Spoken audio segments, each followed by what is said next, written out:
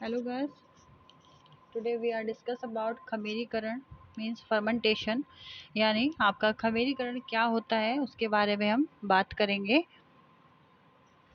Fermentation आज के युग में प्रत्येक व्यक्ति स्वास्थ्य के प्रति बहुत ज़्यादा सचेत है एवं जागरूक हो गया है। अधिकांश व्यक्ति ऐसा भोजन लेना पसंद करते हैं जिसमें वसा की मात्रा कम हो, ज़्यादा पौष्टिक हो तथा जो आसानी से पचने वाला हो। मीन्स आज के जो दौर है जो इसमें हर व्यक्ति आपका जो है डाइट कॉन्शियस हो गया है, हेल्थ कॉन्शियस हो गया है। तो हर एक व्यक्ति ऐसी डाइट लेना पसंद करता है जिसमें जो फैट कम हो और न्यूट्रिएंट्स ज़्यादा मात्रा में अवेलेबल हो उस फूड में और जो आसानी से डाइजेस्ट होने वाला हो। देश के दक्षिणी भाग में इस प्रकार के भोजन का बहुत अधिक प्रचलन है। इस प्रकार के भोजन को जल्द पचाने वाला हल्के भोजन के नाम से जाना जाता है तथा इसमें खमीरीकरण का बहुत बड़ा योगदान है। खमीरीकरण की क्रिया से अंकुरित की तरह ही पौष्टिक तत्वों में की मात्रा में भी अधिक वृद्धि होती है तथा स्वाद में नवीनता भी आती है। भोजन नरम व स्पंजी रहता है। आप अगर चाहे गुजरात साइड में चले जाइए या साउथ में चले जाइए, वहाँ पे क्या है जो लोग वहाँ पे जो आपका खमीरीकरण है या फर्मेंटेड फूड है वो ज़्यादा खाना पसंद करते हैं। चाहे वो आपका इडली हो, चाहे ढोकला हो, खमन हो और आपका डोसा हो, तो वो लोग क्या है इन चीज़ों को ज़्यादा खाना पसंद करते हैं। चाहे वो उनके ब्रेकफास्ट में हो, चाहे डिनर में हो और चाहे लंच में हो। ये फूड कैसा होता है आपका इजीली डाइजेस्ट होने वाला होता है और बहुत ही पौष्टिक तत्वों से भरपूर होता है। और इसमें क्या होता है जो इसका स्वाद होता है वो एक ही बहुत ही ज़्यादा अलग तरीके से इनका स्वाद आता है और भोजन आपका सॉफ्ट बनता है। आपने देखा होगा कभी हम इडली खाते हैं या फिर आपका ढोकला खाते हैं, खमन खाते हैं, तो ये क्या होते हैं बहुत ही स्पॉन्जी और सॉफ्ट रहते हैं और ये इजीली डाइजेस्ट भी हो जाते हैं। अब है आपका फर्मेंटेशन की डेफिनेशन यानी खमीरीकरण की परिभाषा। खमीरीकरण का अर्थ है अणु जीवों अथवा एंजाइम की उपस्थिति में वायु रहित परिस्थिति में जटिल कार्बनिक पदार्थों का धीरे धीरे अपघटन होकर सरल पदार्थों में बदलना। मीन्स जो भी खमीरीकरण है अगर हम किसी चीज़ को कर रहे हैं तो उसमें क्या है आपका माइक्रो ऑर्गेनिज्म और एंजाइम की प्रेजेंटेशन में वायु को क्या कर देते हैं, वायु इस तरीके से कर देते हैं कि उसमें अंदर ना जाए और आपके जो एनरोबिक पार्ट है यानी आपकी जितने भी जटिल कार्बनिक पदार्थ हैं वो धीरे धीरे डिकम्पोजिशन होना इसमें शुरू कर देते हैं और वो पदार्थ आपका कैसा हो जाता है बहुत ही सरल बन जाता है, इजिली डाइजेस्ट होने वाला बन जाता है। सामान्यतः कार्बोहाइड्रेट या कार्बोहाइड्रेट जैसे पदार्थों का खमीरीकरण वायु रहित एवं वायु की उपस्थिति में होता है।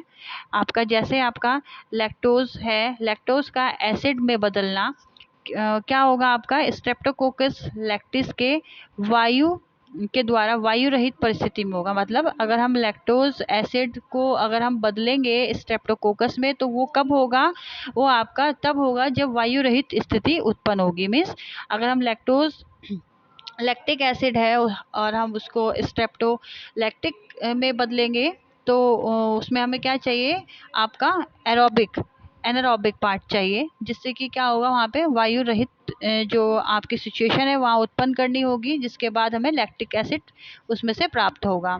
सेकंड पॉइंट है आपका इथाइल अल्कोहल का एसिटिक अम्ल में बदलाव।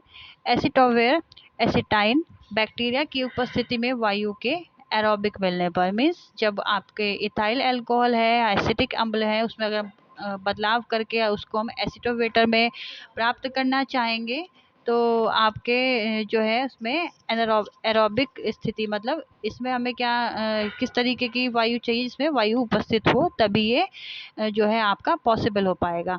मीन्स आपका इथाइल अल्कोहल इसमें हम अगर हम एसिटोबैटर एसिटिक यूज़ करेंगे तो उसमें क्या है वहाँ पे हमें ऐसी सिचुएशन चाहिए, उस इन्वायरमेंट ऐसा होना चाहिए उस प्रोडक्ट में, वहाँ पे आपकी जो वायु है उस प्रोडक्ट में इजीली आ जा सके तब हमें एसिटिक एसिड प्राप्त होगा। खमीरीकरण से हमारा तात्पर्य केवल कार्बोहाइड्रेट या कार्बनिक पदार्थों के अपघटन से है जबकि प्रोटीन एवं वसा का भी खमीरीकरण होता है। मीन्स जो खमीरीकरण वाले पदार्थ हैं आपके कार्बोहाइड्रेट से ही से मतलब नहीं है, वो हमें किससे प्राप्त हो, प्रोटीन और फैट से भी हम वसा को का भी हम जो क्या कर सकते हैं, फर्मेंटेशन कर सकते हैं, जो कि भोज्य पदार्थों को खराब करने में सहायक होते हैं। प्रोटीन का अपघटन करने वाले अणुजीव प्रोटीन एवं नाइट्रोजन युक्त पदार्थों का अपघटन कर भोजन को खराब कर और बदबूदार बना देते हैं। जो प्रोटीन है, अगर हम उसका डिकम्पोजिशन करते हैं अणुजीवों द्वारा, तो उसमें क्या होता है, प्रोटीन और नाइट्रोजन युक्त पदार्थों में डिकम्पोजिशन होकर भोजन हमारा खराब होना शुरू हो जाता है और उसमें बदबू आनी धीरे धीरे शुरू हो जाती है। प्रोटीन एंड नाइट्रोजन कंपाउंड आपका जो है प्रोटियोलिक, प्यूरिटाइड और टोनर ऑर्डर, मतलब पहले अगर हम प्रोटीन एंड नाइट्रोजन कंपाउंड लेंगे तो उससे हमें प्रोटियोलिक प्यूटिड इसमें अगर हमें करना है तो फिर हमें क्या प्राप्त होगा, रोटन ऑर्डर प्राप्त होगा। इसी तरह वसा के अपघटन वसीय अणुजीवों के द्वारा वसलीय अम्ल में हो जाता है, जिससे कि भोज्य पदार्थ में अजीब तरह की गंध आने लगती है। मीन्स जो हमारा वसा है, फैट का अगर डिकम्पोजिशन होता है तो वो क्या होता है, आपके फैट के माइक्रो ऑर्गेनिज्म के द्वारा होता है, जो फैट के अम्ल होते हैं उनके द्वारा हो जाता है, जिससे कि क्या होता है, भोज्य पदार्थों में एक बहुत ही अजीब तरीके की स्मेल आनी स्टार्ट हो जाती है। खमीरीकरण करते समय भोजन में ऐसे पदार्थ आपके मिला दिए जाए अथवा ऐसी परिस्थिति उत्पन्न कर दी जाए जिसमें प्रोटीन एवं वसा का खमीरीकरण करने वाले अणुजीव संख्या में बढ़ हो न सके, यानी कि उसमें जो है चूज में हल्का सा नमक मिला देने से प्रोटीन का अपघटन कम हो जाता है तथा चीज़ें खराब होने से आपकी बच जाती हैं। जब हम खमीरीकरण करते हैं किसी भी भोज्य पदार्थ का, तो ऐसे पदार्थ उसमें मिला दिए जाते हैं अथवा ऐसी परिस्थितियाँ उत्पन्न कर दी जाती हैं जिसमें कि प्रोटीन और वसा का खमीरीकरण जो करने वाले जो माइक्रो ऑर्गेनिज्म हैं उनकी उसमें संख्या में वृद्धि हो जाती है। जैसे फॉर एग्जांपल अगर हम डोसे का बैटर बना रहे हैं तो हम उसमें माइक्रो ऑर्गेनिज्म की उत्पत्ति करने के लिए क्या करेंगे, उसमें थोड़ा सा दही मिला देंगे जिससे कि फर्मेंटेशन होना स्टार्ट हो जाएगा। भोज्य पदार्थों की अम्लता वायु रहित परिस्थिति में प्रोटीन तथा वसा के खमीरीकरण को रोकती है। जो भोज्य पदार्थों की अम्लता होती है मतलब एनारोबिक स्थिति होती है जहाँ पे वायु अंदर बाहर नहीं आ जा सकती है, उस परिस्थिति में क्या होता है, आपकी प्रोटीन और फैट के खमीरीकरण को वो स्थिति रोक देती है, वहाँ पे आपका खमीरीकरण नहीं होता है। यही भोज्य पदार्थ ऑक्सीजन अथवा वायु की उपस्थिति में खराब होने लगते हैं। यही भोज्य पदार्थ आपके जब ऑक्सीजन मिलती है इन्हें और वायु की जो एरोबिक स्थिति होगी वहाँ पे ये जल्दी खराब होने लगेंगे, क्योंकि इन्हें उस भोज्य पदार्थ में बाहर से माइक्रो ऑर्गेनिज्म को आने जाने का रास्ता मिल जाएगा, क्योंकि ऑक्सीजन के मिलते ही आपके जो अम्ल का खमीरीकरण है वो स्टार्ट हो जाता है, जिससे कि क्या होता है, आपके भोज्य पदार्थों की जो अम्लता होती है वो उसमें समाप्त हो जाती है और प्रोटीन और वसा का खमीरीकरण ज़्यादा अमाउंट में होने लगता है।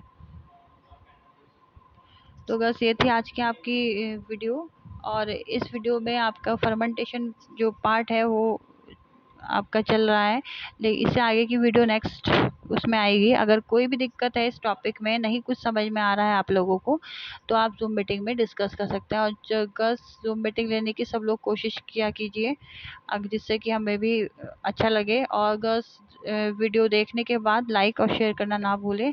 सो गर्ल्स, टेक केयर, बाय।